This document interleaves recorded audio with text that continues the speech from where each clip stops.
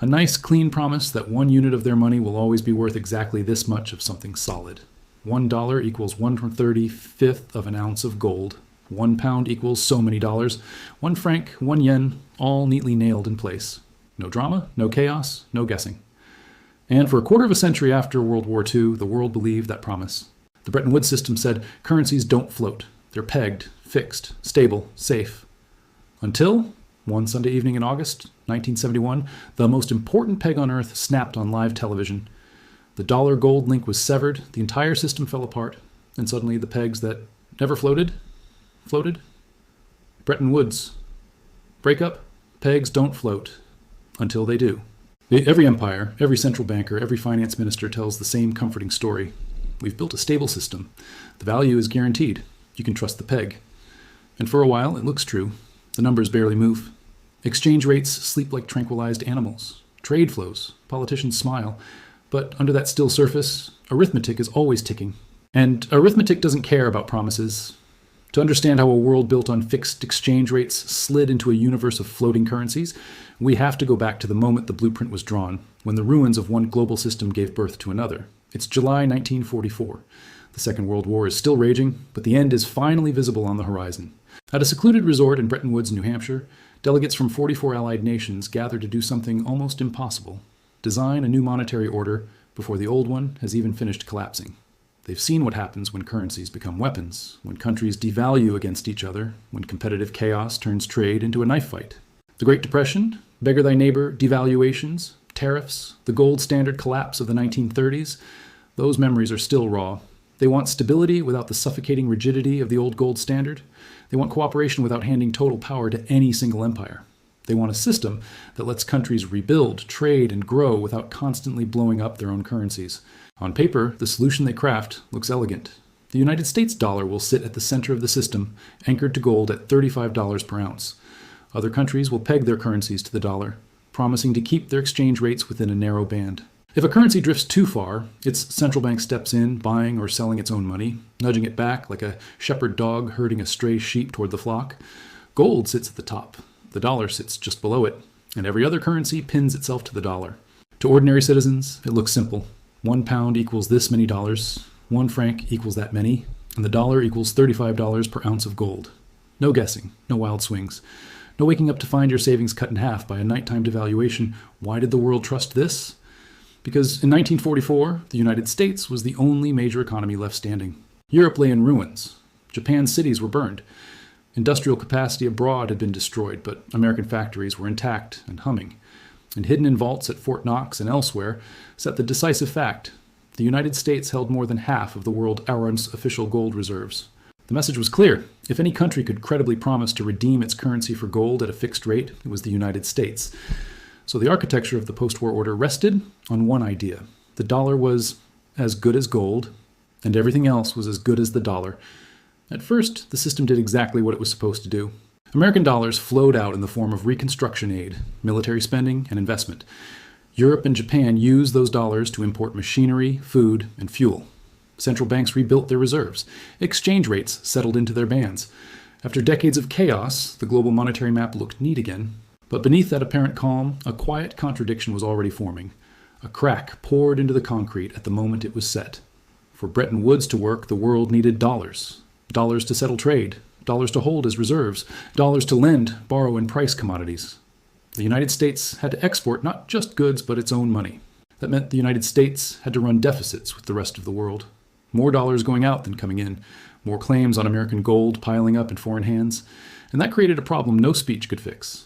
The more the world relied on dollar reserves, the more fragile the promise behind those dollars became. On paper, every foreign central bank holding dollars had the right to show up at the gold window and demand metal at $35 per ounce. In reality, there wasn't enough gold to cover all those claims at that price. Economist Robert Triffin famously pointed this out. If the U.S. didn't supply enough dollars to the world, global trade would choke. But if it supplied too many, it would eventually undermine confidence in its own currency. The system needed dollars to function, and those dollars over time would erode the very gold backing that made the system credible. It was a built-in paradox. Imagine a bank that advertises every deposit is fully backed by gold, withdraw anytime. Then, to help the economy grow, it encourages everyone to deposit more and more, issues more and more IOUs, but never increases the gold in the vault. For a while, nobody notices. The system works. People trust the promise. The bank looks solid.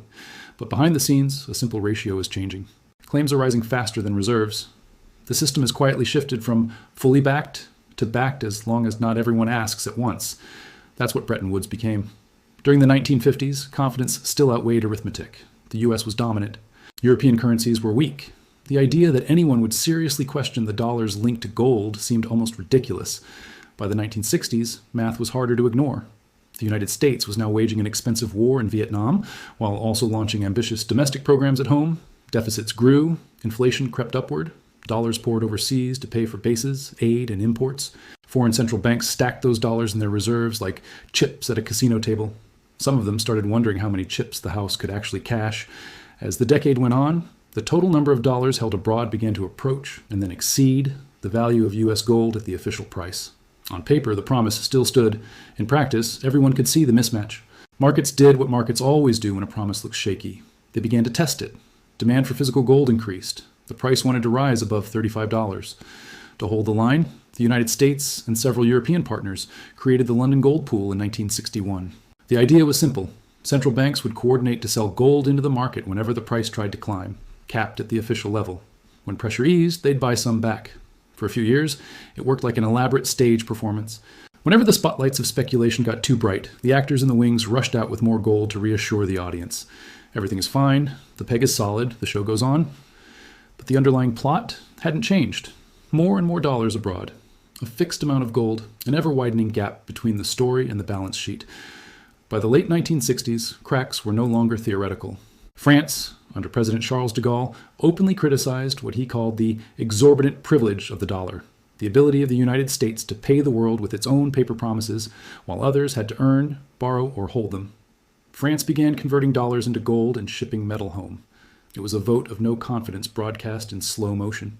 At the same time, other currencies inside the system were showing strain. In 1967, the British pound came under heavy speculative attack and was forced into a sharp devaluation. The idea of perfectly stable pegs was starting to look like wishful thinking. In March 1968, the dam broke on one front. A massive run on gold erupted. Demand was so intense that authorities shut the London gold market for nearly 2 weeks. When it reopened, the world quietly admitted something that had been true for a while.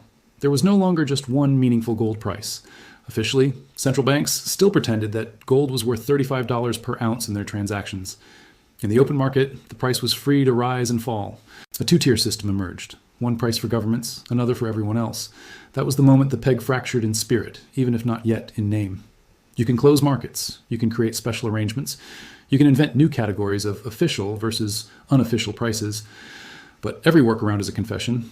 A system that needs emergency patches isn't stable. It's being managed, held together by improvisation and hope. By the end of the decade, Bretton Woods looked less like a monument and more like a bridge carrying too much weight. The structure was still standing, but the cables were groaning. Inspectors could see the cracks. Politicians, of course, kept assuring everyone that nothing was wrong. The United States now faced a choice with no painless options. It could defend the dollar's link to gold by raising interest rates sharply, cutting spending, possibly triggering a domestic recession and massive political backlash, or it could keep prioritizing domestic growth and politics, quietly accept inflation, and hope the rest of the world would swallow an increasingly unbelievable promise. It chose the second path. Foreign central banks saw what that meant. Europe and Japan had recovered. Their economies were strong, their industries competitive. Many felt their currencies were undervalued against the dollar, hurting their citizens' purchasing power just to preserve an American-centric system. Meanwhile, inflation in the U.S. rose higher. The more dollars the Federal Reserve pumped into the system, the harder it became to pretend that each one was still a clean claim on gold at $35. By 1971, the situation was openly absurd. The stock of dollars held abroad vastly exceeded the value of U.S. gold reserves at the official price. If too many governments actually tried to cash in their claims, the vault would empty long before the line in front of the window disappeared. Some countries began to exit quietly. Others asked for their gold. The pressure built. The arithmetic that had been quietly gnawing at the system for years demanded a conclusion. It arrived on a Sunday night.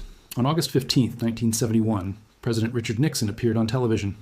In a single announcement, he suspended the convertibility of the dollar into gold for foreign governments, imposed wage and price controls, and slapped a temporary surcharge on imports. He framed it as a bold, temporary measure to defend the dollar, protect American jobs, and fight inflation. What he really did was simple. He closed the gold window. From that moment, foreign central banks could no longer take the dollars they held and demand gold at $35 per ounce.